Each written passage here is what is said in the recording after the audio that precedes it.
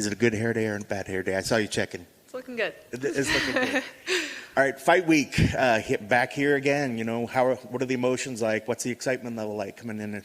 Oh man, it feels good to be back. I feel like I had a long layoff, so I just feel like I jumped right back into it, and I'm ready to put on a show on Saturday.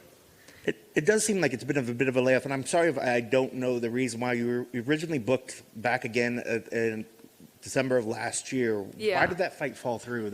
So I injured my ankle, had to get surgery, and then apparently a few weeks later she injured hers as well. So we kind of had like similar injuries. It was pretty weird, and we were just able to be like, all right, well, she's ready to fight. I'm ready to fight. Let's just rebook it.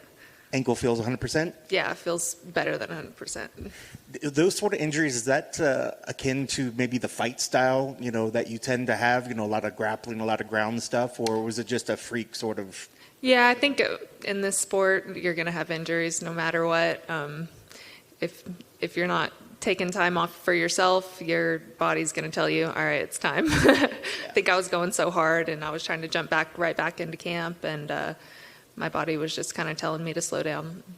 What's it like having back-to-back camps for the same person? Do things change in between the two? I mean, is it just stick to what the plan was the first time, or did things alter going back into it the second time?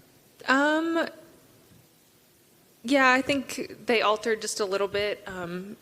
Just having so much time taken off, I was able to like watch film and watch fights and kind of figure out who I wanted to be. Not because she's going to come in differently or anything, but I just want to make sure I'm 100% for the fight. Are you the person that likes to watch tape? Is that something that you normally do, or is that something newer to your game? No, I think I've always liked to watch tape. But she's so different because every fight, I think she comes out either in a different stance, or she comes out more aggressive or less aggressive. So I kind of have to be able to game plan for whatever way she's going to come in. So as you're watching, are you immediately breaking everything down to what works good for you in that moment that you see her display on the screen? So if she's coming out striking and she's staying in a certain stance, are you immediately thinking in your head, man, right here is where I would counter with this, or this is this fits perfectly for my sort of thing? What goes? Yeah, well, mostly my coaches will do that, but I just kind of see her tendencies and just kind of put that in the back of my mind and just be me. Like, I'm not really trying to counter things that she does. Like, I'm just trying to be the best version of myself. Yeah, I know you said that you watched it and you wanted to be the best version of you. What does the best version of you look like? Where I'm just flowing on my feet, moving like I want to. Takedowns are seamless and they're not forced. On the ground, I'm controlling. Just being aware in all positions. And speaking of like growing and doing different things, I'm trying to pull up and double check. I believe that your last fight, ground and pound, that was your first ground and pound finish? Yeah, it was my first ground and pound finish. Usually I'm just like trying to look for a submission, but I felt like being extra violent that night. Does that make you what does that immediately do to your mindset? Does it tell you, hey, the training worked perfectly, or what does that sort of give to you when you know that new wrinkle finally presents itself? Yeah, just that the training's paying off and I'm finally like able to dictate where the fight goes on my own. Now, speaking of dictating and moving things, you're 2 inches taller, you have a 3-inch reach advantage. How big do those differences play out in this fight, do you think? Yeah, I think the reach advantage is going to be huge. I think she has trouble finding her own range, so I think I'll be able to keep her at distance and kind of take the fight where I want it to go. And if that means staying kind of farther away and jabbing her or getting in close, I think I'll be able to do whatever I want to in that point.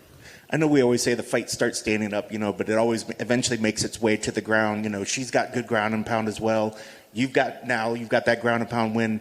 But is the goal, or maybe not the goal, where does it befit you best? Does a fight, if it's to stay standing, or does part of you now say you want to get it down on the ground, you want to test the ground and pound against her ground and pound?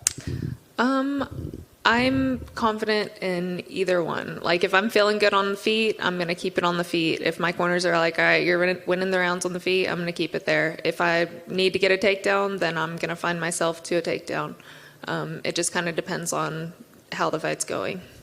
You know, we were talking, Charles Jourdain was in here before you, and we were talking about fighting again in the Apex. And when you're talking about being able to hear, talking with your coaches, do you enjoy fighting in the Apex where it's a little bit quieter, where you can maybe hear your coaches easier and you can have that communication? Or do you like the crowd to just pump you up and get you motivated? To be honest, I really don't care when the fight starts, because it's just kind of me and her in the center of the cage. There's no one else that really matters at that point. I do like to hear a little bit of my coaches if I need them, but mostly it's me making the reactions, making the reads, because if I don't know what to do at that point, then that's not good. And you talked a little bit about her skill set already, but break her down for me. Where is she most dangerous, and what are the sort of things that you're looking out for that you need to be aware of going into this fight? I think she's most dangerous when she's coming forward and pressuring, throwing big shots. When she's a little reckless, honestly, is when she's most dangerous.